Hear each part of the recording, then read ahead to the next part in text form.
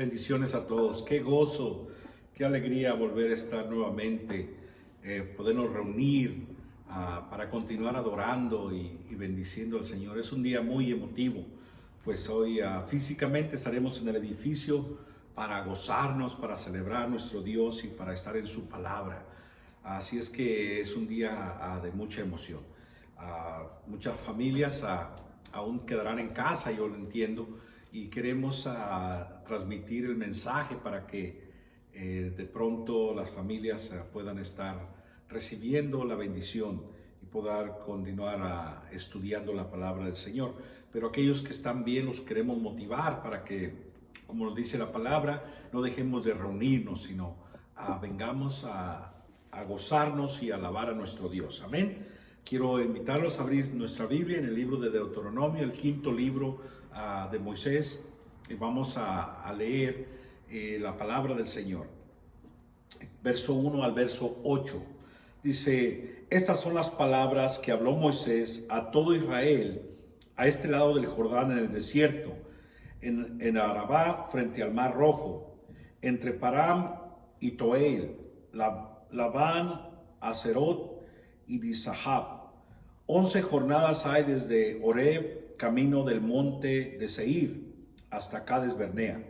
Aconteció que los 40 años en el mes 11, el primero del mes, Moisés habló a todos los hijos de Israel conforme a todas las cosas que Jehová le había mandado acerca de ellos.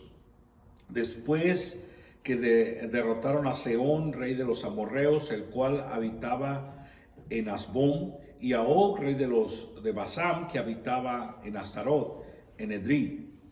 De este lado del Jordán, en tierra de Moab, resolvió Moisés declarar esta ley diciendo: Jehová nuestro Dios nos habló en Horeb, diciendo: habéis estado bastante tiempo en este monte, volveos e id al monte del Amorreo y a todas sus comarcas en el Arabá, en el monte, en los valles del Negev y junto a la costa del mar, a la tierra del Cananeo y al Líbano, hasta el gran río, el río Éufrates.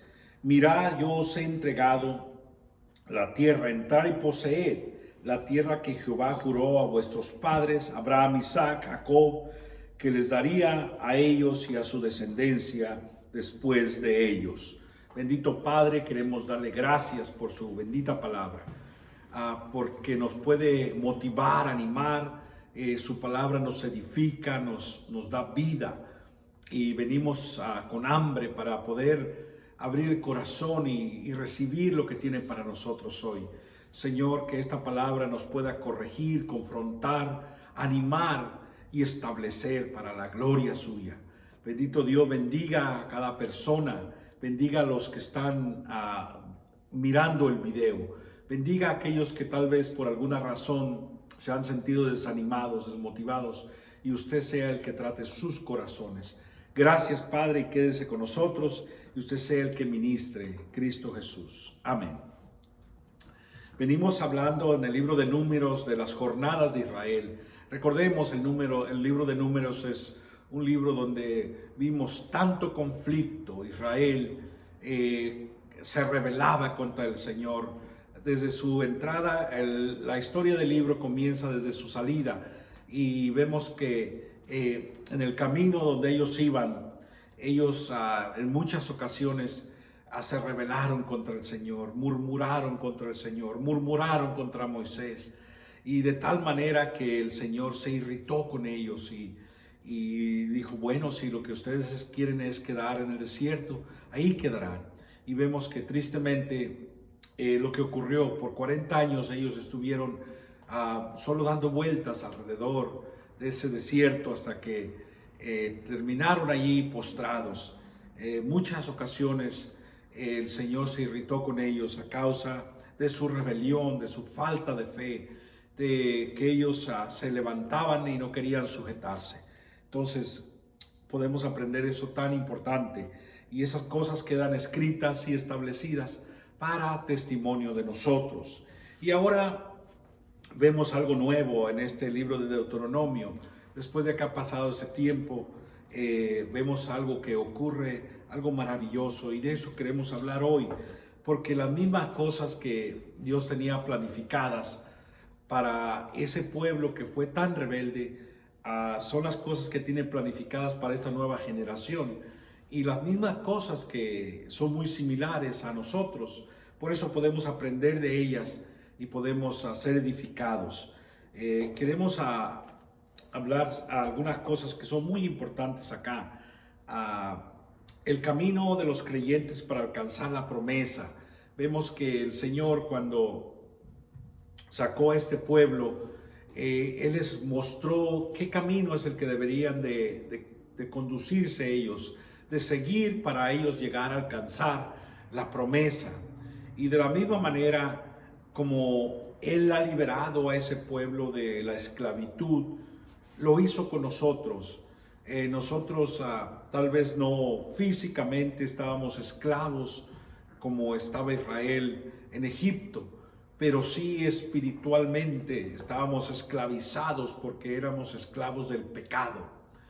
Y la primera cosa que Dios quiere en este nuevo caminar que tenemos es que entendamos que Él nos ha dado vida nueva. Vida nueva. En Jesús yo y tú tenemos vida nueva. Ellos también, después de haber sido sacados de esa esclavitud, ellos tenían que entender que ahora tenemos una vida nueva. Ya no estamos sujetos bajo el señorío de Faraón. Ya no estamos sujetos bajo el castigo de Faraón. Y eso es muy importante que lo entendamos. Recordemos, quiero llevarlos al libro de Romanos para que nosotros entendamos. Y nosotros vamos al libro de los Romanos en los primeros capítulos. La palabra del Señor ahí nos enseña. Vamos a comenzar en el capítulo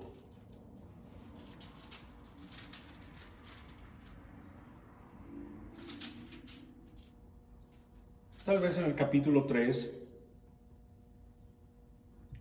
Vamos a leer en el verso 24, dice: siendo justificados gratuitamente por su gracia mediante la redención que es en Cristo Jesús, dice, a quien Dios puso como propiciación por medio de la fe en su sangre para manifestar su justicia a causa de haber pasado por alto en su paciencia los pecados pasados. Entonces vemos que nosotros éramos esclavos del pecado. Éramos esclavos del pecado, y a causa de eso Dios que tenía que venir a libertarnos de esa esclavitud. Se lo quiero comprobar más adelantito en el capítulo 6 mismo de Romanos. En el verso 16 dice: no sabéis que si os sometéis a alguien como esclavo para obedecerle, sois esclavos de aquel quien obedecéis, sea el pecado para muerte o sea de la obediencia para justicia. Entonces, antes nosotros estábamos esclavizados en el pecado, pues es al que obedecíamos. Pero Jesús nos ha hecho libres y ahora tenemos una vida nueva en Él. Una vida que debemos vivirla diferente como se vive en la esclavitud. Recuerde, el esclavo, él está sujeto a aquello que le dice su Señor. Y él no tiene voz, no tiene derecho, no tiene autoridad para nada. Él solamente obedece lo que se le indica. Pero ahora en Jesús nosotros hemos sido llamados a vida nueva. Ahí mismo en el libro de Romanos, en el capítulo 6, pero en el verso 4, dice de esta manera. Dice: porque somos sepultados juntamente con Él para muerte por el bautismo, a fin de que como Cristo resucitó de los muertos para la gloria del Padre, así también nosotros andemos ¿en qué? En vida nueva. Entonces ya no podemos andar en esa manera de vivir que teníamos anteriormente, pues ahora debemos andar en vida nueva. Y eso es lo que es tan importante. Este pueblo nunca lo entendió. Ellos continuaron con su mente de esclavos y ellos se rebelaban contra lo que Dios les indicaba. No se sujetaban al liderazgo que Dios les colocaba, sino se rebelaban, no sabiendo de que Dios había establecido por una razón todas estas cosas. Y nosotros debemos tener cuidado, porque si nosotros no nos sujetamos, también tendremos problemas como tuvo el pueblo de Israel. Entonces el llamamiento es andar en vida nueva. Y hoy tú debemos andar en esta vida, es el caminar nuestro, una vida nueva. También una cosa muy importante que ellos debían de entender es que esta vida nueva se tenía que vivir en fe, una vida en fe, un caminar en fe. Recordemos, como nos dice 2 de Corintios 5:7, dice, porque por fe andamos y no por vista, por fe. Entonces, qué importante es que nosotros andemos en fe. Volviendo al capítulo 4 de Romanos, nos dice en el verso 16, dice, por tanto es por fe. ¿Es por qué? Por fe, para que sea por gracia, a fin de que la promesa sea firme para toda la descendencia, no solamente para los que es de la ley, sino también para los de la fe de Abraham, el cual es Padre de todos nosotros. Entonces, es por fe, no es por vista. Y este pueblo, ellos, una de las cosas que no hicieron es vivir esta vida por fe, sino ellos eran circunstanciales. Y los problemas y las situaciones que se levantaban, ellos eran víctimas de esto, pues no tenían fe, no le habían creído a Dios y eran movidos por lo que ocurría alrededor de ellos. Y recordemos lo que nos dice Hebreos, que sin fe es imposible agradar a Dios. Entonces, esta vida que Dios tiene para nosotros debe ser una vida que se debe vivir por fe. Por fe, no podemos vivirla por vista, por lo que ocurre. Podemos darnos cuenta alrededor de nosotros lo que está ocurriendo, especialmente en estos días. Mire, una pandemia. Ahora hay una situación ocurriendo por la muerte de un hombre que fue brutalmente, pues digámoslo de esta manera, asesinado. Y ahora podemos ver que la gente se levanta para traer una gran protesta. ¿Sabe? Yo me pongo a pensar, si ese sentir de esta gente lo tuviera para protestar por tantos miles de niños que son muertos, asesinados cada día en el tiempo de aborción, ahí en esas clínicas de aborto, si ellos se indignaran como se indignan. Yo no estoy diciendo que no es correcto, que está bien lo que está pasando. Sabe, lo que ocurrió es muy triste, pero vemos que la gente se levanta y lo que hay en su corazón es lo que brota. Entonces, como la gente está llena de violencia, vemos personas rompiendo los vidrios de los lugares, quemando los carros, en una protesta que lo están haciendo incorrectamente. Pero si se indignaran por lo que se deben de indignar, por esas vidas inocentes que se pierden, pienso que otra condición es la que nos encontraríamos. Sin embargo, esto es lo que está ocurriendo alrededor de nosotros. Y por eso es por fe la vida que debemos vivir, no por vista, no por lo que ocurre alrededor de nosotros, por fe, para que podamos agradar a Dios. Esta vida la debemos andar en el Espíritu también. En Gálatas 5:16 dice, digo pues, andad en el Espíritu y no satisfagáis los deseos de la carne. Sí, la palabra del Señor nos exhorta a andar en el Espíritu. En el capítulo 8 de Romanos, de igual manera, dice que no hay ninguna condenación para aquellos que andan en el Espíritu y no conforme a los deseos de la carne. En Gálatas nos dice que no satisfagamos los deseos de la carne.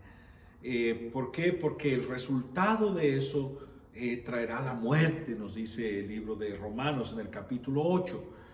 Pero el que vive en el Espíritu no tiene condenación, y el resultado de vivir en el Espíritu será gozo, será paz, será vida eterna.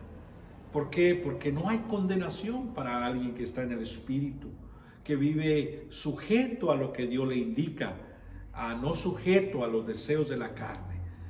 Sabemos, en Gálatas nos enseña, en el capítulo 5 por allá, lo que son los deseos de la carne. Y Dios no quiere que andemos en ello. Sin embargo, podemos observar que este pueblo, ellos andaban en los deseos de la carne. Ellos iban en pos de los deseos de la carne. Y por eso es que había rebelión, había contradicción, porque ellos andaban en esos deseos. No buscaban la gloria de Dios, no buscaban la justicia de Dios, no buscaban el rostro de Dios, sino ellos andaban en los deseos de su carne. Y por eso la palabra nos exhorta que este caminar nuestro debe ser en el Espíritu. Y cada día que nosotros vivimos debemos ser esforzados para vivir en eso. Amén. También dice que andemos dignamente del llamamiento que se nos ha hecho en el libro de Efesios, capítulo 4 y verso 1. Yo pues, preso en el Señor, os ruego que andéis como es digno de la vocación que fuisteis llamados. Pablo, él estando en una cárcel, él manda esa carta para exhortar a la iglesia en Éfeso, ahí donde se encontraba Timoteo, recordemos, como un joven pastor. Y él dice, sabe, ustedes deben andar dignamente del llamamiento que Dios les ha hecho. ¿Cómo es eso? Una vida consagrada, una vida entregada al servicio del reino de Dios. No al servicio mío, no al servicio egoísta, pensando en como si yo soy el importante. ¿Sabe? Yo y tú no somos los importantes. El importante se llama Jesús, y a Él es al que debemos servir con el corazón, entregando nuestra vida y sirviéndole a Él mientras nos da aliento de vida. Recordemos que lo más grande que podemos hacer es engrandecer el reino de Dios, tal vez siendo discípulos, tal vez ministrando a algún vecino. Eso es lo más grande que yo y tú podemos hacer en esta tierra. No hacernos ricos, no tener el carro mejor o la casa más grande. Ese no es el propósito. La vocación que ha sido llamada a nosotros es de siervos. Podemos encontrarlo en el libro de los Corintios, primera carta a los Corintios. Pablo dice, tengamos a los hombres por servidores de Jesucristo, y se requiere del servidor o del siervo ser hallado fiel. Esa es la vocación a que hemos sido llamados, a servir al Señor Jesús y así cumplir con el llamamiento. Amén. También dice que este camino, este caminar, debemos vivirlo con cautela, con sabiduría, con entendimiento, viviéndolo porque los días son difíciles. En Efesios 5:15 dice, mirad pues con diligencia cómo andéis, no como necios, sino como sabios, dice, sabiendo que los días son malos. ¿Cómo debemos a vivirlo? Como sabios, entendidos en cuál sea la voluntad de Dios para nuestra vida. Pues muchas personas invierten su vida, su tiempo, tal vez para algo que no trasciende, tal vez para algo que no tiene mucho valor, pero yo y tú estamos llamados a invertir nuestra vida en aquello que trasciende, en aquello que tiene valor, en aquello que dejará una marca, una huella. Amén. Así es que quiero motivarlos con ese. Recordemos la enseñanza de Jesús, que el hombre sabio edifica su casa sobre la roca, mientras que el hombre necio sobre la arena. La pregunta es, ¿dónde estamos edificando nosotros? ¿Sobre la arena o sobre la roca? Eso es muy importante. También esta vida debe ser una vida que se camina en luz, no en tinieblas, no lleno de tinieblas, en luz. Hemos sido llamados al reino de luz, a caminar en ese camino de luz, no en tinieblas. Amén.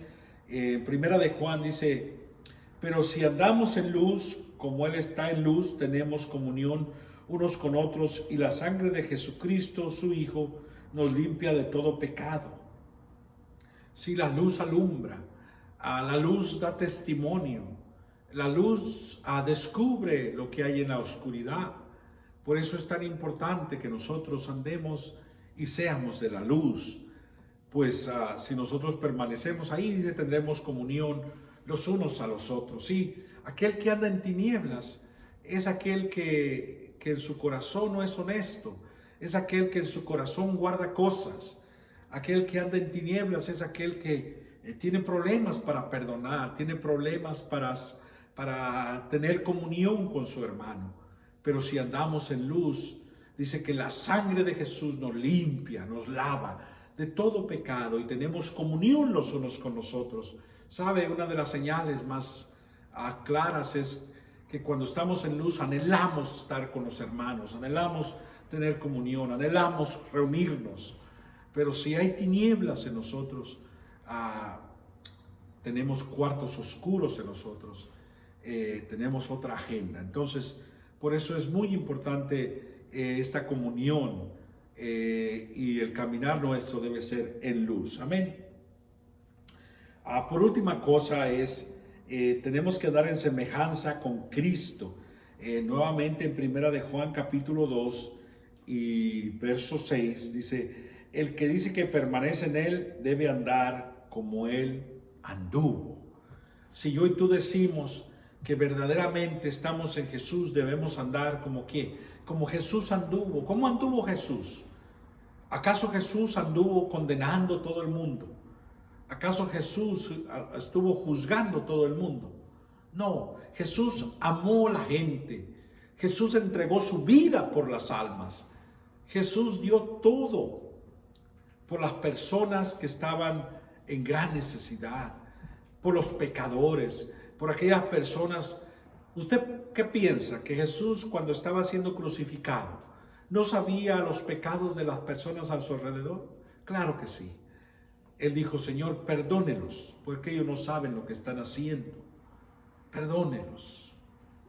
¿Qué sentir? Me recordaba el primer mártir, ahí en el libro de los Hechos, el primer mártir cristiano, Esteban. Él fue apedreado hasta la muerte por causa del Evangelio y por causa de Jesús.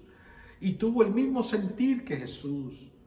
Él dijo, Señor, antes de entregar su vida, no les tome en cuenta este pecado. No les tome en cuenta este pecado. ¿Por qué? Porque él pudo entender que la gente está enceguecida, que la gente está llena de maldad, está llena de pecado y ellos necesitan el perdón de Dios, necesitan que Dios les sane, necesitan que Dios les ministre, ellos necesitan la intervención de Dios y solamente lo verán en alguien donde el amor del Padre verdaderamente está y fluye a través de él o de ella y se convierte en una gran bendición. Entonces, en Primera de Juan nos dice que el que dice que permanece en él debe andar como él anduvo.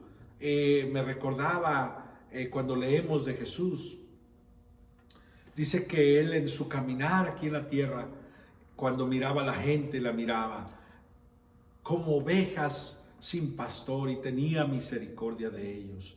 Los miraba desamparados, los miraba tal vez lastimados, heridos, y tenía misericordia.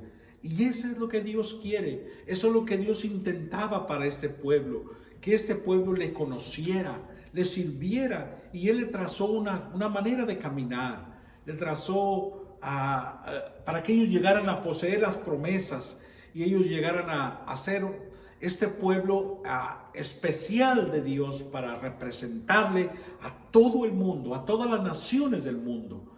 Sin embargo, ellos no pudieron entrar a esa tierra que fluía la leche y la miel, porque en sus corazones había oscuridad, una mente de esclavos, estaban llenos de ellos mismos, llenos de maldad, y se rebelaban contra la voluntad de Dios, se rebelaban contra el propósito de Dios. Entonces, por eso es tan importante.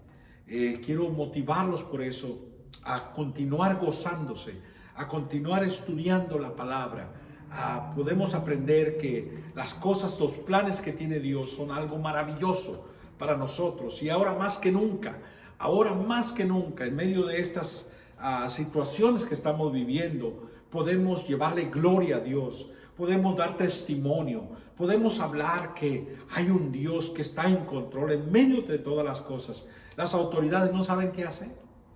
Los gobernadores no saben cómo tratar estos problemas que están levantándose, pero hay alguien que está en control y hay un pueblo que necesita conocer a ese Dios al que sirve y saber que nos ha colocado Dios en estos días, en estos momentos, para hacer luz y no oscuridad en medio de las tinieblas, y darle palabras de esperanza y de ánimo a aquellos que tal vez están desanimados y desorientados y que no saben lo que sigue ni lo que va a ocurrir. Pero nosotros conocemos y sabemos que la esperanza que tenemos es real, y mientras estemos aquí es una oportunidad para poder hablar de sus maravillas y de sus grandezas, pues ese es el llamamiento que nos ha hecho, como dice Primera de Pedro, que somos nación santa, pueblo santo adquirido por Él, para anunciar las grandezas de aquel que nos llamó, ¿de dónde? De la oscuridad a su luz admirable. Amén. Así es que quiero con esas palabras dejarte y motivarte a continuar. Ojalá rápidamente te estés integrando para reunirnos, para gozarnos y ser parte de lo que Dios está haciendo en estos días. Vamos a orar y darle gracias a Dios. Bendito Dios. Gracias por su paciencia, su amor para con nosotros. Gracias por su palabra. Gracias porque ha sido fiel con nosotros.